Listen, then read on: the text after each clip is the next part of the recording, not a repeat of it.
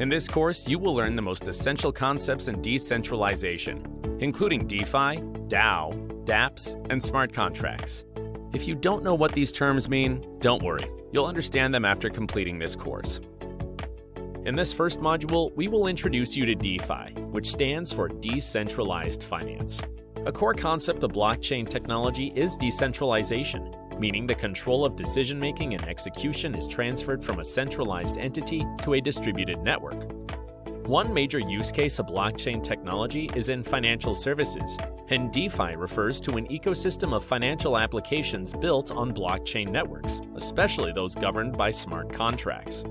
DeFi aims to create an open-source, permissionless, and transparent financial services ecosystem that is available to everyone and operates without any central authority. Moreover, users would retain complete control over their assets and interact with this ecosystem through peer-to-peer decentralized applications. The term DeFi was created in 2018 by several Ethereum developers, but the actual DeFi movement arguably started with the creation of Bitcoin in 2009. Bitcoin could be considered the first peer-to-peer digital money built on blockchain technology, which can be classified as DeFi. The real milestone in DeFi, however, is the launch of the Ethereum network in 2015. Ethereum introduced smart contracts, a more versatile programming language, than the ERC20 token standards. The protocol supports smart contracts that provide functions suitable for financial services, such as decentralized asset lending. The Ethereum network quickly began attracting developers to build all kinds of dApps, making Ethereum the foundation for DeFi applications. The DeFi space experienced exceptional growth after that. The total value locked in DeFi, which measures the total funds deposited in DeFi protocols, grew from $250 million in the beginning of 2019 to a peak of $250 billion at the end of 2021. Some notable DeFi applications include stablecoins, decentralized exchanges, lending, and borrowing protocols. We will go into more detail in the next module when we discuss specific use cases of DeFi. From the user's perspective, the core benefit of DeFi is enabling easy access to a wide range of financial services, especially for those isolated from the traditional financial system. The most significant difference between DeFi and traditional finance, or TradFi, is arguably accessibility. Anyone can create a crypto wallet and begin using DeFi services as long as they can access the internet. There are no signups, no minimum account balances, or identity verification that TradFi institutions require. This means DeFi can help improve financial inclusion by serving the unbanked. You probably heard about CFI, which stands for Centralized Finance. It's a world where financial services are managed by centralized financial institutions. I know it's confusing, but even inside the crypto world, not every financial service is decentralized. When we say CFI in the crypto space, it generally refers to crypto trades that are handled through a centralized exchange.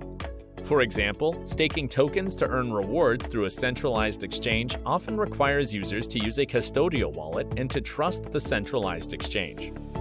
CFI still dominates many aspects of the crypto world. As of 2021, over 90% of crypto trading volume took place on centralized exchanges. DeFi, on the other hand, doesn't involve any middleman. Decentralized exchanges complete trades via self-executing smart contracts and peer-to-peer transactions. Users interact with their own personal wallets and don't have to deposit crypto with a third party. Both DeFi and CFI have their advantages and limitations. CFI provides convenience and reduces the technical complications of managing various DeFi products on your own. CFI also offers fiat-to-crypto trading services, and major platforms provide customer support.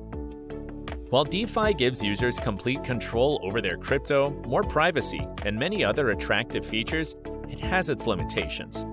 It requires a lot of experience and research in addition to potential technological failures, lack of cross-chain services, and security risks. Specifically, because DeFi applications transfer the responsibility from the intermediaries to the user, it has potentially more risks relating to user errors. DeFi is also currently a cluttered and risky ecosystem. It can be a daunting task for users to find the most suitable application for a specific use case. When you explore DeFi services, you also need to bear in mind the many risks you face, including counterparty risk, regulatory risk, software risk, and risks relating to low market cap tokens.